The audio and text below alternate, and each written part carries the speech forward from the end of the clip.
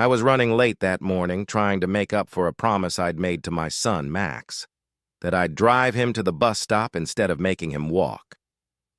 We'd barely made it out the door with toast still in hand when I saw it. As I pulled up to the corner, my heart stopped. There was Max, my 12-year-old, his small shoulders hunched, backpack clutched tightly to his chest, standing face to face with a middle-aged woman in a perfectly pressed pantsuit. Her manicured finger jabbed the air just inches from his face. Even from 50 feet away, I could see the fear in my boy's eyes. "I've never seen you here before," the woman's voice carried across the quiet morning air, sharp and accusatory. "This is a private neighborhood bus stop. I need to see your proof of residence right now, or I'm calling security." A few other parents and kids stood nearby, watching with uneasy silence. No one stepped in. I eased my unmarked police car to the curb, careful to hide the government plates. We'd only been living in Oak Ridge Estates for 3 weeks, and I'd gone out of my way to keep my job quiet. Being the police chief in a small town like Ridgemont meant everyone looked at you differently. And after Max lost his mom 2 years ago, I wanted him to have something close to a normal life. The woman's voice rose another octave as I got out of the car. "Do you understand what trespassing means, young man? I am the HOA president, and I have every right to question suspicious individuals in our community." Max's voice was small and trembling. "I live here. My dad and I just moved in, on Maple Drive."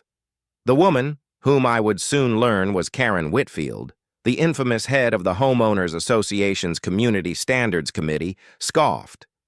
"That's exactly what someone who doesn't belong would say. Maple Drive, really? Which house number? Who owned it before? Why haven't I seen your parents at any community meetings?" I approached slowly, my tone calm and deliberate, the way 20 years in law enforcement had taught me to handle people like her. "Excuse me," I said evenly. "Is there a problem here?" Karen turned toward me, her expression dripping with superiority. Late 40s, an expensive blonde bob, designer slacks, and a gold HOA president pin glinting on her lapel like a badge of authority. She barely spared me a glance. "I'm handling a situation," she said curtly. "This child claims he lives in our neighborhood, but I've never seen him before, and I know everyone who belongs here. We've had issues with outsiders trying to use our private amenities." Max looked up, relief flooding his face. "Dad!" Karen blinked, eyes darting from him to me, recalibrating her approach without backing down. "Oh, you're his father." "Well, as I was saying, as president of the Homeowners Association, it's my responsibility to ensure the safety of our neighborhood. We have strict protocols about who can use the bus stop. I'll need to see your community ID card." The parents nearby shifted uncomfortably, watching the exchange. One mother gave me an apologetic look. Clearly, this wasn't Karen's first scene. "Ma'am," I said calmly, "my son and I moved into 478 Maple Drive 3 weeks ago, the Harrison place. We're registered residents, and Max has every right to be here." Karen folded her arms, red nails tapping impatiently on her handbag. "Everyone knows the bylaws require new residents to check in with the HOA office and receive proper identification before using community facilities. The bus stop is included in those facilities. I don't make the rules," she said with a smug smile. "I just enforce them." I rested a hand on Max's shoulder. "Go wait in the car for a minute, buddy. The bus will be here soon. I'll handle this."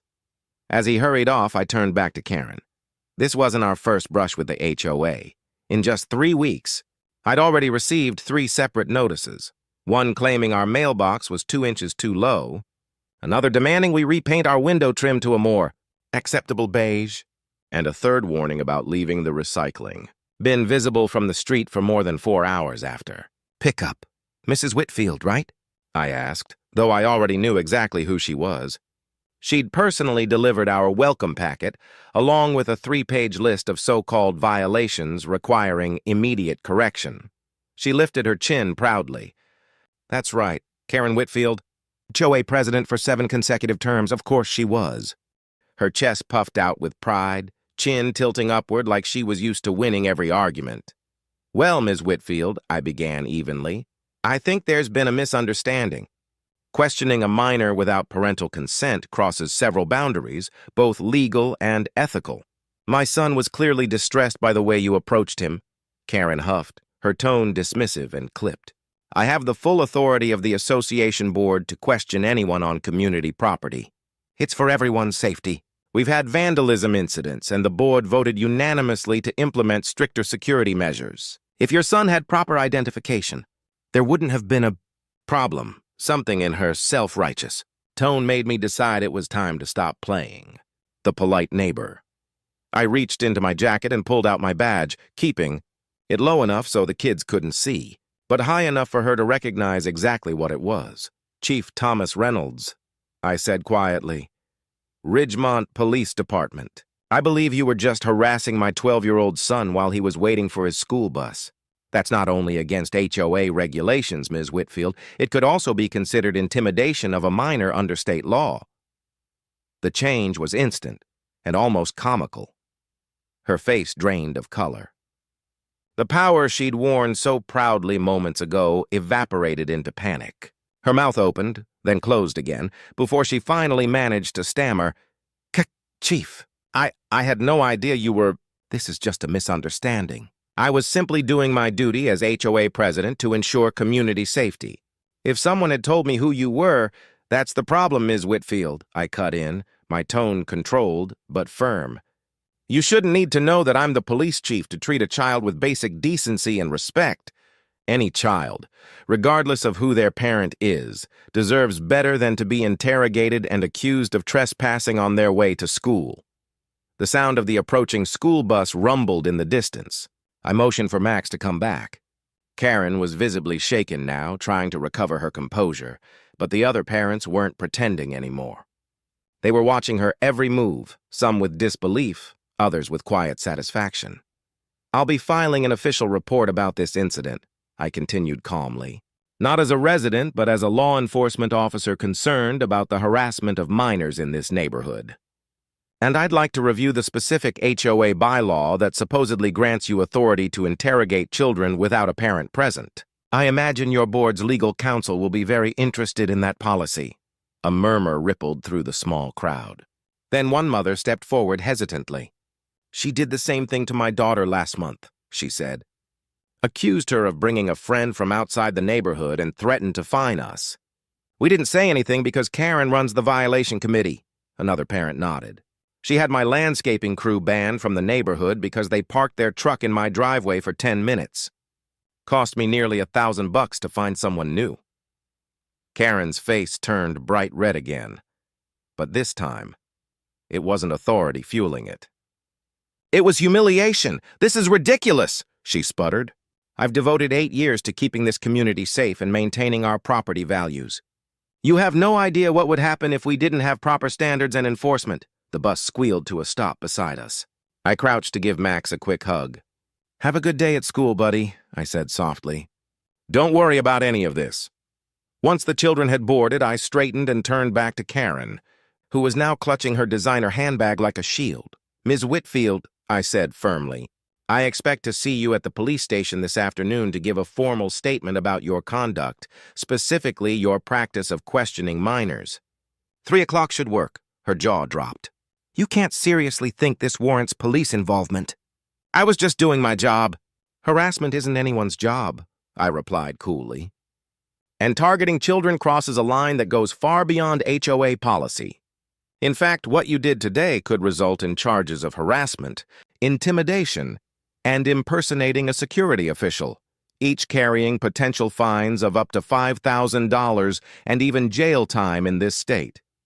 The blood drained from her face for the second time. For once, Karen Whitfield, the self-proclaimed queen of Oak Ridge Estates, was speechless. The other parents were openly staring now, some even exchanging faint smiles. Clearly, I wasn't the only one she'd bullied. A week later, a community-wide email went out from the HOA board. It announced in careful language that Karen Whitfield had regretfully stepped down from her position as HOA president and committee chair following multiple formal complaints. It also mentioned that she was being fined $2,000 for harassment and required to complete 40 hours of community service. The board issued a formal apology to all residents, particularly families with children, and promised to review every community policy to ensure a more inclusive and respectful environment. The next morning, I saw Karen hurrying from her white Mercedes to her front door, sunglasses on, head down, pretending not to see the neighbors she used to lecture. I didn't feel satisfaction, just relief. Relief that my son and every other kid in this neighborhood could finally wait for the bus without fear of being treated like a suspect.